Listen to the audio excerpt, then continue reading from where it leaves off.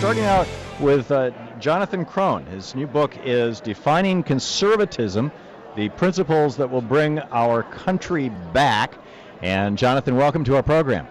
Hey, I'm glad I could be on. I'm glad you could join us, Jonathan. Tell me, what, in a snapshot, define conservatism for us, modern conservatism. Sure. Well, the fact of the matter is, modern conservatism is divided into so many subsections. I mean, you got the libertarians, you got the social conservatives, fiscal conservatives, Straussians, neoconservatives, paleoconservatives, social conservatives with fiscal liberal views, and all. You got so many mixtures. And the goal of my book was to find what unites us all and what unites all conservatives. And in a snapshot, what unites us all as conservatives are the idea of respect for the American Constitution and a rule of law in general. Limited government. Oh, hang on just a second. That is something I think you'd find all liberals would agree with. So how does that make conservatives unique? There's an interpretation. I also talk in the book about the difference between the liberal interpretation of the Constitution and the conservative interpretation.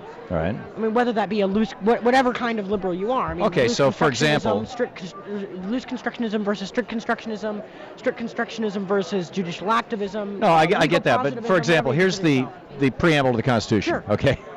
No, We, the people of the United States, in order to form a more perfect union, establish justice, ensure domestic tranquility, provide for the common defense, promote the general welfare. Yeah. I mean, that's a pretty, and secure the blessings of liberty to ourselves and our posterity, to ordain and establish the Constitution of the United States. So, how can there be a definite conclusion? From what do you draw your definite conclusion of, well, this is what those guys meant? Particularly when, at the time that this was ratified in 1789, sure, the federal government was already writing welfare checks. Well, that's a good question, and one of the ways to do that is you can actually read the James Madison's notes on the Constitutional Convention, and you can know what they said there, and you can know what they said on the report. There was a raucous debate. Sure. I mean, it was a huge raucous debate, and what they ended up with was conclusions. I mean, and as a strict constructionist, the interpretation that I have is that, okay, we're going with the letter of the law of what the Constitution says. Okay, so the Constitution says that the purpose of the Constitution, the purpose of creating this country, of all of us getting together and saying, we're going to create a government.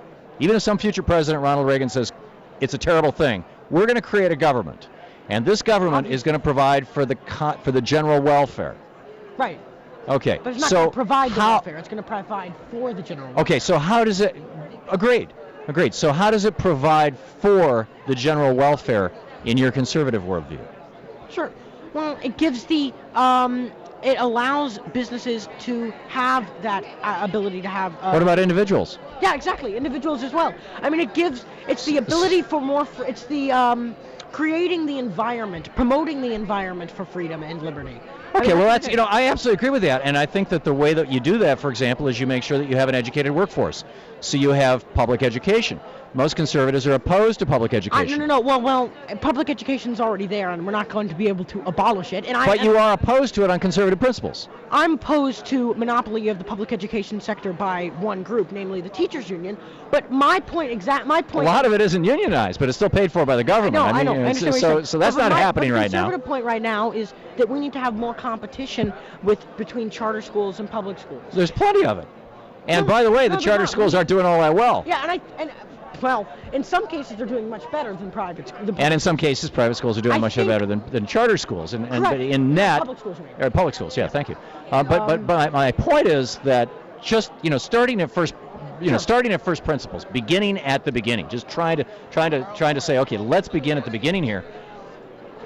If we agree that the purpose of this government that our founders created, and you and I are probably unique among, I guess we're probably fewer than 1% of all the people here at CPAC who've actually read Madison's notes on the Constitution or read the Federalist Papers. I beg to say that there are quite a few people here who did that. But yeah, I mean, a lot of people don't really look at the original origin of the documents. But when we're talking about education, I'm going to give credit where credit is due, and I think President Obama has done a fine job promoting race to the top, which is merit pay for teachers and competition between charter schools and public schools, and his competition between the the states for better education. But my point, I'm all supportive of that. But even at that, That's I mean, what conservatives believe in. there is federal support for that. Sure. Reagan's position was do away with the Department of Education. That's why he put Bill Bennett in charge of it, who ran for president on the platform of abolishing the Department of Education. Bill Bennett didn't run for president.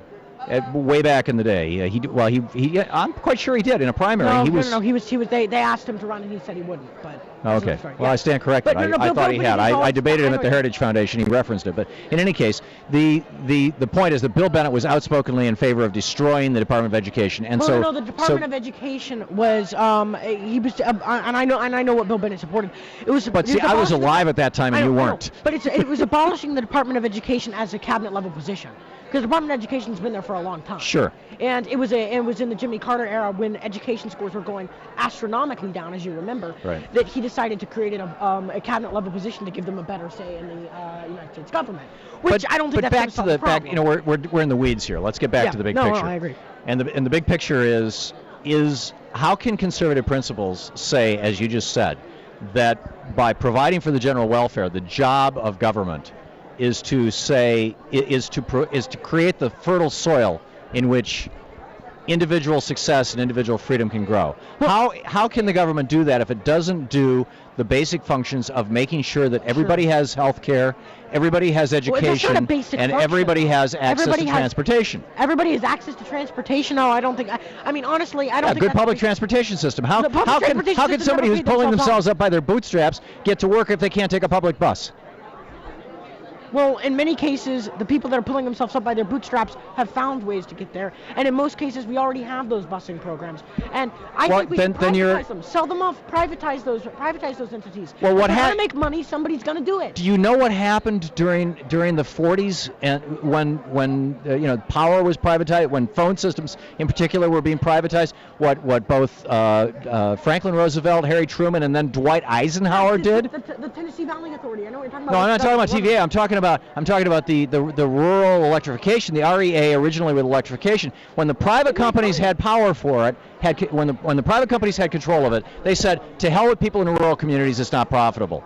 And then when the private companies had control of the phone companies, and they continued to own them, in fact they continue to today, but when they had no regulation, they said, to hell with people in the rural areas. And it took an act of the federal government to force them to drive their phone lines out to the rural areas. See, that's the difference between regulation and government forcing you to do something. Conservatives are all in favor of having good, responsible regulation. For example, Fannie Mae and Freddie Mac, before they went down into the dumps.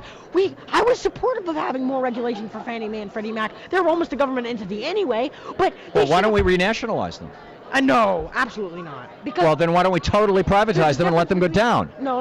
Well, that was the option at the point, and I was all supportive of letting them go down because we hadn't regulated them in the first place, and they were already a toxic acid in their own right. Yeah, well, right now it's a weird hybrid, and I think that probably you and I can agree that's dysfunctional. No, exactly. But that was brought about by essentially people who call themselves conservatives saying, hey, here's a federal agency, let's privatize it. It was also by people like Jimmy Carter, who had supported the Community Reinvestment Act, which made banks forced to lend to people that couldn't. But the Community Reinvestment Act didn't privatize Freddie and Fannie. No, I didn't. I'm just making the case that, in many ways, that's part of the reason that we had this toxic acids program, because there were so many people that were getting the loans that they couldn't pay back because banks were not being allowed to, because banks had to give them a certain number of loans. Yeah. Okay. Well, we're out of time. Jonathan Krohn, 14-year-old columnist, author, speaker, political analyst. JonathanKrohn.krohn.org. His website, Defining Conservatism, is his new book. Jonathan, thanks for being with us. I'm glad I could be here. Great talking with you.